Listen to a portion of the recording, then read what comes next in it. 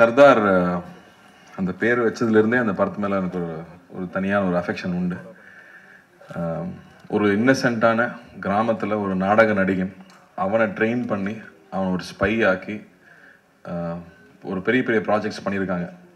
அது ஏற்கனவே நம்ம ஹிஸ்ட்ரியில் நடந்தது, அதை இன்ஸ்பிரேஷனாக எடுத்துகிட்டு பண்ணியிருந்தாரு. ஸோ அந்த கேரக்டருக்குள்ளே அவ்வளோ ஷேட்ஸ் இருக்கும், அவ்வளோ இன்னசென்ஸ் இருக்கும். மக்களுக்கு ஒன்றுனா உடனே ஓடி போய் நிற்கிற ஒரு விஷயம் இருக்கும். எந்த விஷயத்த வேணாலும் ரிஸ்க் எடுக்க தயாராக இருப்பார், எதை வேணால் இழக்க தயாராக இருக்கணும். சுயத்தை, தன்னுடைய எல்லாத்தையும் இழந்து உன்னை ப்ரொடெக்ட் பண்ணணும் அப்படிங்கிறது எல்லாராலையும் பண்ணிட முடியாது. ஆனால் அப்படி பண்ணக்கூடிய ஒரு கேரக்டர். இன்ஃபேக்ட் பத்திரிகை நண்பர்கள் எழுதுனது, முதல் தடவையாக ஒரு ஏஜென்ட்டு பர்சனல் வார் இல்லாமல் பொதுமக்கள் பொது நலனுக்காக வந்து சண்டை போடுற ஒரு ஹீரோ ஃபர்ஸ்ட் டைம் ஒரு ஏஜென்ட்டாக பார்க்குறேன்னு சொல்லி எழுதியிருந்தாங்க. எனக்கு ரொம்ப சந்தோஷமாக இருந்தது அதை நோட்டீஸ் பண்ணி சொல்லியிருக்கும் போது. ஸோ அப்படி ஒரு கேரக்டர், அந்த கேரக்டர் திரும்பி வந்தால் நல்லாயிருக்கும். பட் திரும்பி வரும்போது என்ன பர்பஸ், என்ன இருக்க போகுது, மித்ரன்னாலே என்ன அடுத்தது என்ன சொல்லி பயமுறுத்த போறாருன்னு எல்லாரும் கேட்குறாங்க. அவர் ஃபர்ஸ்ட் படத்தில் வந்து கையில் மொபைல் ஃபோன் மெசேஜ் வந்தாலே பக்குன்னு இருக்கும், அதுக்கப்புறம் வாட்டர் பாட்டில் பார்த்தா பயமாக இருக்கும். அப்படி இந்த படத்தில் என்ன பயம் இருக்குன்னா அதை விட பயமான ஒரு விஷயம் வச்சிருக்காரு. உண்மையாகவே ஸ்கேரியான ஒரு பெரிய ஒரு விஷயம் இந்த படத்தில் கையெடுத்திருக்காரு, கையில் தொட்டிருக்காரு. அப்போ வந்து how good is a hero is வந்து ஹவு பிக் இஸ் த வில்லனுங்கிறத வச்சு தான் ரெண்டு பேர் சண்டை போட போறாங்க. இந்த ரெண்டு பேர்ல ரெண்டு பேருமே மிகப்பெரிய ஆளாக இருந்தால் தான் அந்த போர் சுவாரஸ்யமா இருக்கும். அப்படி இந்த படம் ஒரு மிகப்பெரிய போரை பத்தி பேசுது.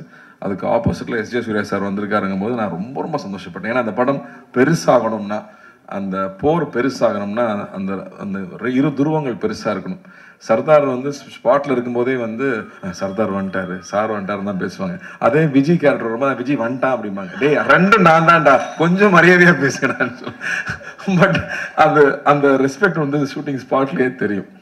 ஸோ இந்த படம் ஆக்சுவலாக ரொம்ப என்ஜாய் பண்ணோம். நான் ஃபஸ்ட்டு எப்பவுமே மித்ரனுக்கு ஒரு பழக்கம், ஃப்ளாஷ்பேக் தான் ஃபஸ்ட்டு ஷூட் பண்ணுவாப்பில். அது ஷூட்டிங் ஆரம்பித்து உள்ளே போய் நான் பயந்துட்டேன். ஃபஸ்ட்டு ப்ரொடியூசர் தான் பார்த்தேன், எப்பா என்னப்பா செலவு பண்ணிகிட்டு இருக்கீங்க.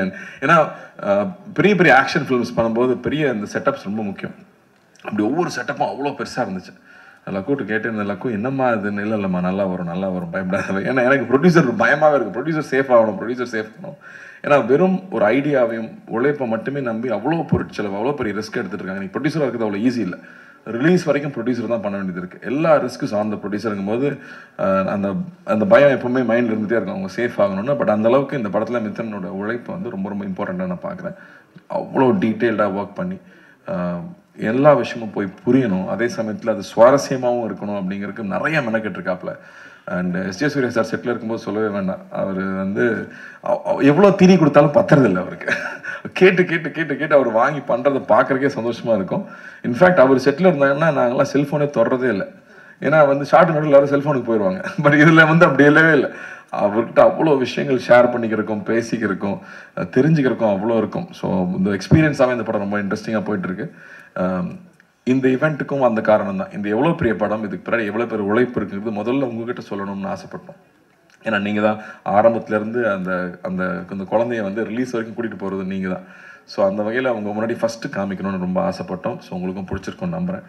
அதே மாதிரி சாம் வந்து கைதிக்கு அப்புறம் பண்ணுறோம். அண்டு ஒரு ஸ்பை ஃபிலிம்னா ரஹ்மான் சார் சொல்லிகிட்டே இருக்கார் இல்லையா, நம்மளுடைய கதையாக இருக்கணும், நம்ம எமோஷன்ஸாக இருக்கணும், நம்ம ப்ரெசன்டேஷன் இன்டர்நேஷ்னலாக இருக்கணும். அப்போ தான் அடுத்த லெவலுக்கு நம்மளுடைய படங்கள் வெளியில் போக முடியும் அப்படின்னு சொல்லிட்டே இருப்பார். அதுக்கான டீம், நம்மளோட எடிட்டர் ஆகட்டும், ஜார்ஜோட ஒர்க் ஆகட்டும், இல்லை ஸ்டண்ட்ஸில் வந்து திலீப்போட ஒர்க் ஆகட்டும், இப்போ சேதனோட ஒர்க் ஆகட்டும், ஐ திங்க் எல்லா டெக்னீஷியன்ஸும் they are giving their best for this film. And writing also, இந்த படத்தில் இருக்கிற டயலாக்ஸ் ஆகட்டும், ஏன்னா அவ்வளோ ஈஸி இல்லை இந்த கான்செப்ட் அழகாக கொண்டு வந்து சேர்க்கறது. ஸோ அந்த வகையில் ரொம்ப திருப்தியாகவும் இருக்குது. And looking forward. இன்னும் நிறையா இந்த படத்தை பற்றி பேசணும். பட் ஃபஸ்ட்டு முன்னோட்டமாக இந்த படம் இவ்வளோ உழைச்சிருக்கோம், அந்த உழைப்போட ஒரு சின்ன ஒரு கிளிம்ஸ் உங்ககிட்ட காமிக்கிறது தான் இங்கே வந்திருந்தோம். ரொம்ப ரொம்ப நன்றி. உங்களுடைய தொடர்ந்து உங்களுடைய அன்பு எப்பவுமே எங்களுக்கு தேவை. And Eid Mubarak.